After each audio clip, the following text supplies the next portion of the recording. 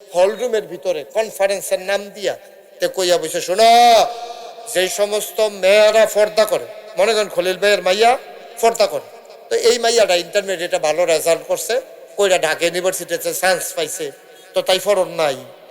আমার কত কেনা ফরন আছে নি, তাই ফরন দরকার আছে নি। কিন্তু ওই ইউনিভার্সিটির প্রফেসর কইয়া বইছে কিতা, যারা পর্দা করে, খুব খেয়াল করে, পর্দা বুঝেননি, বুরখা গাও দেয়, হেজাব পরে, নেকাব লাগায়, যারা পর্দা করে তারপরে গিয়া হেজাব পরে, নেকাব লাগায়, এইসব মেয়েরা ঢাকা ইউনিভার্সিটিতে পড়ার দরকার নাই, তারা কোনো একটা মহিলা মাদ্রাসাত ভর্তি হইয়া তারা ফাঁস করে লাইব, তারা ঢাকা ইউনিভার্সিটিতে পর্দা করি না ভাইয়া ফান, এখনো আওয়ানের দরকার নাই। আর আস্তে কোন নাউজুবিল্লাহ, জোরে বলো নাউজুবিল্লাহ। এটা কি তোমরা কি একমত? কি আপনার কি একমত? জোরে নাউজুবিল্লাহ কইবেন না। আরে মাইয়া পর্দা করলে ঢাকা ইউনিভার্সিটিতে পড়তে পারতো না, এটা কি আপনি মানে? তাহলে জোরে কইবেন না এটা, নাউজুবিল্লাহ বলে। এই কথা তো হাতে কইয়া বইছে, ঢাকা ইউনিভার্সিটিতে পড়ার দরকার নাই, এখন তো কইয়া সাইডা লাইছে, তে তো বুঝছে না, কখনো বইয়া কইছে, তে ধর জিয়াফুর কইছে না, কইয়া বইছে তো ঢাকা। এখন ঢাকা ইউনিভার্সিটিতে শীততাপ নিয়ন্ত্রিত কক্ষে পুলিশ পাহারায়, কত কথা যে আমরা তারা কইছে কয় বছর আগে, দেখছে কি ফাঁকনা ফাঁকনা কথা কইতে, এখন যে ফাঁকনা কথা বন্ধ হয়েছে, দেখছে যে নমুনা খারাপ, কহেন দেখা কি চালায়, কখন জানা কেন, এই ডরে কখন আর এই ফাঁকনা টাকনা কথা করা কইয়া তো বইছে, কইয়া বইছে পুলিশ পাহারায়। কইয়া কোন দেশটাত কইছে, যেই দেশ শতকরা ৯২ জন লোক মুসলমান, টেকনাফ থেকে তেতুলিয়া, রূপসা থেকে পাথুরিয়া, সুন্দরবন থেকে বান্দরবন, এই গোটা বাংলাদেশে ১৮ কোটি মানুষের মাঝে শতকরা ৯২ জন লোক মুসলমান, যেই দেশ মানুষ ফজরের নামাজ পড়িয়া ওজিফা আদায় করতে করতে এরপরে ঘরের তেবার হয়, তারপরে গিয়া খেত খামো কাম করে, এশার নামাজ পড়িয়া দুরুদ শরীফ পড়তে পড়তে ঘুমাইতে যায়, যেই দেশের মহিলারা এখনো পর্দা ছাড়া বাড়ির বাইরে যায় না, এখনো যেই দেশের মহিলারা কেউ আইয়া ডাক দিলে সুইটটা নাতিরে দিয়া খবর কোয়ায়, এই দেশে ডাক্তারের চিকিৎসা ছাড়া যারা এখনো বের হতে চায় না, পর্দা করে, যেই দেশ মসজিদের দেশ, যেই দেশ আলেম ওলামার দেশ, যেই দেশে ফজরের আজান পরে মানুষের ঘুম ভাঙে, এশার নামাজ পড়ে দুরুদ পড়তে পড়তে ঘুমোতে যায়, সেই মসজিদের দেশে, আলেমের দেশে, সেই টুপিওয়ালার দেশে, মুসলমানের দেশে সে বলে ফেলছে যারা পর্দা করে তাদের এই ইউনিভার্সিটিতে পড়ার কোনো দরকার নাই। আমি বলেছি এই ঢাকার রাজধানীতে এই ইউনিভার্সিটি এমনি এমনি হয় নাই, মুসলমানের জমিনের উপরে মুসলমানের টাকা এই ইউনিভার্সিটি হয়েছে। কলকাতার দাদা বাবুরা এই ইউনিভার্সিটির বিরোধিতা করেছে। আমাদের এই যে বিশ্বকবি রবীন্দ্রনাথ, উনিও বলেছে যে এটি খেতে খামারে কাম করিন না, হ্যাঁ ইউনিভার্সিটি দিয়া লাভ হইব গীতা, ইউনিভার্সিটির ফর্ব কারা, নাউজুবিল্লাহ কইতেন না, এইরকম কথা কইছে। হিন্দুরা আমাদেরকে মনে করছে আমরা ব্যাকপল বেহতার, আমরা সহজ সরল, কিন্তু আমরা বোকা না, ব্যাকপল না, বোকার বেহতার না। এখনো আমরা তো, আমি তো ইন্ডিয়াতে অনেক ওয়াজ করছি, ওদের চাইতে আমাদের সভ্যতা, কৃষ্টি, কালচার, আমাদের লোকজনের সচেতনতা, আমাদের বুদ্ধিভিত্তিক, আমাদের স্যানিটেশন, আমাদের মেহমানদারি, আমাদের এখনো তো বেড়া ইন্ডিয়া গেলে তোমারে গেলে জিগাইব খেয়ে আসছেন না গিয়ে খাবেন, মানে খাইয়া আইছেন না বাইক গিয়া খাইবেন, হাতে খাওয়াইতো না। আর আমাদের দেশের তারা কি তা কয়, বনফুট আইসর যখন যাই আছে রেডিমেড খাইলা, হ্যাঁ হুজুরে দেখলো হুজুর আয়েন খানা ফাতো গিয়া যদি আমরা ফান ঘরের গৃহস্থ বেড়াইয়া দেখবেন আপনার ডাক দিয়া টান দিয়া বয়াইলায়, আমরা দেশ সেই দেশ, ঠিক কিনা কম। এখন একটা চা খাইতে লইলে আরেকজন গেলে ডাক দিয়া বয়াইলায়, আর হয়তো অর্ধেক কাপ চাও আপনারই দিত না। এইরকম দেশের ভিতরে আমরা আল্লাহর খাস মেহরবানি, আমরা এই মুসলমানের অনেক দূর অগ্রসরমান, অনেক আমাদের স্যানিটেশন এখনো কলকাতায়, তারপরে আপনার কি বলে ত্রিপুরায়, অনেক জায়গায় স্যানিটেশন ব্যবস্থা এখনো 100% ওকে হয় নাই। আর আমার বাংলাদেশে খোলা টয়লেট খুঁজে পাওয়া এখন বড় কঠিন, ঘরে ঘরে আমাদের স্যানিটেশন ব্যবস্থা উন্নত হয়েছে। সেই দেশে তুমি পুলিশ পাহারায় শীততাপ নিয়ন্ত্রিত কক্ষে, যেই দেশে মুসলমানের সম্পত্তির উপরে মুসলমানের টাকা খরচ করে এখানে বিশ্ববিদ্যালয় হয়েছে, যেই দেশের বিশ্ববিদ্যালয়ের কর্মচারী শিক্ষকদের বেতনের টাকা হয় আপনার আমার ভ্যাট আর ট্যাক্সের টাকায় তাদের বেতন হয়, সেই দেশে পুলিশ পাহারায়, আমি বলেছি ইসলামের বিরোধিতা করা, আল্লাহর দেয়া ফরজ বিধান, ওই পর্দার বিরোধিতা করা সহজ। পারলে জিয়াপুরের জমিনে এসে বলো পিঠার চামড়া নিয়ে ঢাকা যাওয়া যাবে না, ঠিক কিনা বলো। তামাশার জায়গা, তামাশার জায়গা না। কিন্তু বলে ফেলছে তো, বুঝে নাই যে বোকা নির্ভূত। আল্লাহ বলছেন ওয়ালাহুম কুলুবুন লা ইয়াফকাহুনা বিহা, তাদের মন দিছি, তাদের বুঝ নাই। ওয়ালাহুম আয়ুনুল লা ইউবসিরুনা বিহা, তাদের চোখ আছে কিন্তু তারা দেখে না। ওয়ালাহুম আযানুল লা ইয়াসমাউনা বিহা, তাদের কান আছে তারা শুনে না। উলাইকা কাল আনআম, ওরা চতুষ্পদ জানোয়ারের মতো। আমরা বলি আল্লাহ সে কি জানোয়ার? আল্লাহ কয় না, বালহুম আদাল, এটা জানোয়ারের চাইতে আরো নিকৃষ্ট। ঠিক কিনা কও? মুসলমান মন দিয়ে শোনো, গভীর মনোযোগ। তিনটা জিনিস দিয়েছেন জান্নাত বোঝার জন্য, জান্নাত চেনার জন্য, আল্লাহর পথে চলার জন্য। 1 নম্বরে আকল, 2 নম্বরে কোরআনুল কারীম। বলো সুবহানাল্লাহ। 30 পারা কথা। আচ্ছা, ছাগল খাওয়া, কথা কন, ছাগল খাওয়া এটা কি হারাম না হালাল? কুত্তা খাওয়া এটা কি হালাল না হারাম? ছাগল খাওয়া হালাল, কুত্তা খাওয়া হারাম। অনেক ছাগল বাজারে জবাই, কুত্তার তে শরীরটা দুর্বল। কয়েকটা বাচ্চা দিতে দিতে বুড়ি ছাগলটা একেবারে এমনি দললে আলগি দিয়া ফ্যাটটা এরকম বড় হয়ে গেছে গা, উফরি দিয়া ছাটনারি বাড়ি দিচ্ছে। এক্সরে সারা এটা গণন যায় কয়টা ছাটনা আছে। আসেনি এরকম ছাগল আসেনি বাংলাদেশ? এই ছাগলটাও যদি জিয়াফুর জবাই 1200-1500 টাকা গরু, এই কথা কয় কাটা না, 1200 টাকা 1300 টাকা এই ছাগলের গুস্ত জবাই কেজি। এইটার লগে দিয়ে ফুনফুন্না কুত্তাটা, এই ছাগলটার লগে দিয়া ফুনফুন্না কুত্তাটা ফাঁসা মাছা ঘুরাই আটতে আছে। কেউ জব করবো দূরের কথা, কেউ ফিরাও চায় না। ঠিক কিনা কর? কারণ কি? ছাগলটার এই কুত্তাটা তো দেখতে একরকমে, ছাগলটার তার কুত্তাটা ফুনফুন্না তাজা মাশাআল্লাহ চর্বিওয়ালা, এরপরেও কুত্তাটারে কেউ জব করে না। কিন্তু ছাগলটারে ঠিকই 1200-1300 টাকা দিয়া গুস্ত লইয়া কারাকারি লাগ গেলাইছে। কারণ এইটা আমরা পাইলাম এইটা আমরা পাইলাম নবীজির মাধ্যমে, কোরআনুল কারীমে। সুবহানাল্লাহ কইতেন না? কোনটা হালাল কোনটা হারাম আমরা জানতাম না। আমি মুশতাক ফয়েজি জানতাম না। কোরআন যদি নবীর মাধ্যমে জানিয়ে না দিত, আমরা ছাগলের গোশত যেমনে খাইতাম, কুত্তার গোশত এমনে খাইতাম। ঠিক কিনা? ছাগলের গোশত যেমনে খাইতাম, শুয়োরের গোশত তেমনে খাইতাম। কিন্তু আমরা ছাগল খাই, গরু খাই, শুয়োর খাই না, কুকুর খাই না। কারণ আল্লাহ তাবারক ওয়া তাআলা জানিয়ে দিয়েছেন কোনটা হালাল কোনটা হারাম, কোনটা করা যাবে কোনটা করা যাবে না, কোন পথে যাওয়া যাবে কোন পথে যাওয়া যাবে না, সব যেখানে জানিয়ে দিয়েছেন তার নাম হইল কোরআনুল কারীম। আর এই কোরআন আমাদের জন্য জীবন বিধান, সংবিধান। এই কোরআন আমার পথ চলার পাথেয়। বলেন সুবহানাল্লাহ। আর বাইরে যাওয়া আপনার কোনো সুযোগ নেই। আপনার মনে চাও আর না চাও, আপনি কোরআনের বিধান মানা আপনার উপরে ফরজ। এই জন্য আল্লাহ কোরআনুল কারীমে 114টা সূরার ভিতরে সবচেয়ে বড় যে সূরা দিছে, সূরার নাম হলো সূরা বাকারা। সেখানে 286টা আয়াত, 40টা রুকু আছে। বাচ্চা তাহলে বসো বসো, কেউ উঠছেন না। হ্যাঁ, আমরা মন দিয়া শুনেন। আডাডি করে ওই দিকটা কে বাচ্চা কথা কয়, আমার কলিজার টুকরা যুবকেরা এখান থেকে একবারে বইয়া লাইছে। তাহলে এদিকে ঘুরে বসো, কল্যাণে বসো, আদর করে বসো। তা আমরা একটু মন দিয়া, প্রত্যেকদিন তো আর এখানে মাহফিল হয় না। আজকে কোনো গড়ি টড়ি চাওয়ার নাই, যেহেতু তো জায়জামেলা নাই, মোটামুটি অবসরই আমরা বসি গেল। হ্যাঁ, ইনশাল্লাহ আমরা এই ঘন্টার পরে ঘন্টা চলতে থাকে। এমন আছে ফজরের আজানও দিয়া লইতে হেবাড়ায় যেমনি বইছে হেবাড়া লেগে তো সাহেব আচ্ছা বাসটারে ঠেললা কই নিছে বেড়া, এটাই করেন আপনি। শৈলবালা না রে, তাও আইয়া বইয়া রইছে। আমরা এরকম শৈলবালা না থাকলে মাহফিলের কাছে কেউ আইতি না। জুয়ান জুয়ান ফোলা ফাইন বাজারও আটতে আছে, আর ওই 2-3 জনে সুফি দিয়া চাইতে আছে জন শ্রেণী মাহফিলটা। কি একটা মরহুমের মতো দাঁড়িয়ে দিচ্ছে চাচ্ছা। মরহুম নাউজুবিল্লাহ বলো। মাশাআল্লাহ, এবার এই বয়স লইয়া এই অসুস্থতা লইয়া বইয়া রইছে। আল্লাহ আল্লাহ আমাদের ভিতরে এখানে যারা অসুস্থ আছে তুমি শেফায়ে কামেলা নসিব করে দাও। যাদের বসতে কষ্ট হয় তুমি তাদেরকে বসা সহজ করে দাও। সবাই কোন আমিন। মাশাআল্লাহ।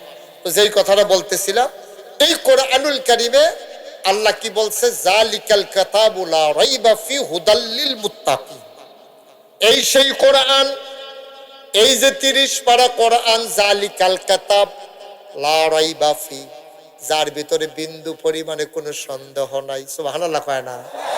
হুদাল্লিল মুত্তাকিন, আমরা যারা ভয় পাওয়া মানুষ, সবার জন্য না। যিনি আপনি ভয় পান, কথাটা বলতে চিন্তা করেন, এই কথাটা বললে আল্লাহ খুশি হবে না বেজার হবে। কাইটটা দেওয়ার আগে চিন্তা করেন, আমার এই কাইটটা ঠিক হইতাছে নি। নলাটা দেওয়ার আগে চিন্তা করেন, আমার জন্য এই নলাটা হালাল না হারাম। সুবহানাল্লাহ। যে মানুষেরা চিন্তাশীল মানুষ, যারা আল্লাহরে ভয় পায়, যার কলিজার ভিতরে আল্লাহর ভয় আছে, হুদাল্লিল মুত্তাকিন, এই 30 পারা কোরআন তার জন্য হেদায়েত। এই 30 পারা কোরআন যদি তুমি মাইনা চলতে পারো, একদিন যেদিন তোমার মৃত্যু হয়ে যাবে, জিয়াপুর কেন্দ্রীয় মসজিদ থেকে ঘোষণা আসবে ওই মানুষটা আর দুনিয়াতে নাই। সবাই মিলে দৌড়ে দৌড়ে আসবে, তোমার এক নজর দেখবে। ঘোষণা হবে বাদ জোহর জানাজা, বাদ আসর জানাজা। সবাই মিলে জানাজা দিয়া কাফন পড়াইয়া তোমারে যখন দাফন করে দেবে মাটির কবরে,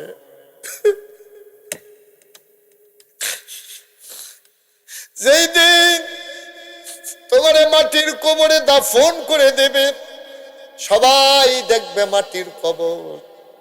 আমরা যারা কোরআনকে মাইনা কোরআনের ভয়, কলিজার ভিতরে আল্লাহর ভয় নিয়ে দিন কাটাই সরে যুবক, আমার মুরব্বী বাবারা, পর্দার আড়ালের মায়েরা, বোনেরা, সবাই দেখবে মাটির কবর গো মা। তুমি কবরে গিয়া দেখবা মাটির কবর মাটি নাই, মাটির কবর জান্নাতের টুকরা হয়ে গেছে। এই কোরআন সব মানুষের জন্য হেদায়েত, যারা ভয় পাওয়া। আর আপনি যদি মনে করেন বাসাম কয় বছর, আল্লাহরে দেহি না ডরাইয়া লাভ কি, এই কথা যারা কইছে অনেক এরকম মাইরও খাইছে। কথা তো একটা মনে পড়ছে, এটা কি কইলে তা ওই একটা যে কইছে যা দেহি না তা মানি না, তা আল্লাহরে কি আমরা দেহি? কথা কয় না, আল্লাহরে আমরা দেহি রে, তা আল্লাহরে দেহি না তো আল্লাহ মানি না। হ্যাঁ, এই কথা কইয়া বইছে। এই কথা কনের লোক লাগে, যার লোকে কইছে হেতা ছিল খুব বুদ্ধিমান মানুষ। ঠাস করে একটা ইট লইয়া রাস্তাতে তুলে তার মাথা এমন জুড়ে ইটা মারছে, ফিনকি দিয়া রক্ত সুইটটা মাথা ফুল্লা গেছে। তো মানুষে তে সিলে কয়, আরে হুদা ব্যথারে ব্যথারে। তো ওই যেতে ইটা দিছে, তে কয় যেই ব্যথা দেখি না মানি না। ব্যথা কি দেখা যায়? কেউ খলিল ভাই আপনি মুড়ে দিলে দেখাইতেন পারবে, ভিতর ফাইতে যাবো গা, বুড়ি ফিটে ধরে যাবো গা, কিন্তু ব্যথা তো আর দেখাইতেন পারতেন না। এ দেখান যাবো, কেউ দেখান যাবো, ও মা আই পড়ছি আমরা মানামতি তাই পড়ছে রে, মার হাবা কর না কেন, দেখান তো যায় না। হাতে তো বড় বড় কইয়া বইছে, যারে দেখি না হেই আল্লাহ মানি না। তো তার যুক্তি তো তে হার মাইনা গেছে, ওহন যেই ব্যথা দেখা যায় না এই ব্যথা আমরা মানি না। ব্যথা কি দেখা যায়, কত আল্লাহ কি দেখা যায়, সুবহানাল্লাহ কইতেন না, কারবার তো করতে গেছে। ও আব্বা মন দিয়া শোনো, মুশতাক ফয়েজি প্রত্যেক দিন তোমাদের কাছে আসতে পারবে না, মন চাইলেও আসতে পারবে না, অন্য জায়গায় বাধা হয়ে গেছে। মন দিয়ে শুনে রাখো, যা শুনতে পারলা তাই লাভ। জীবন সব সময় একরকম যায় না রে আব্বা।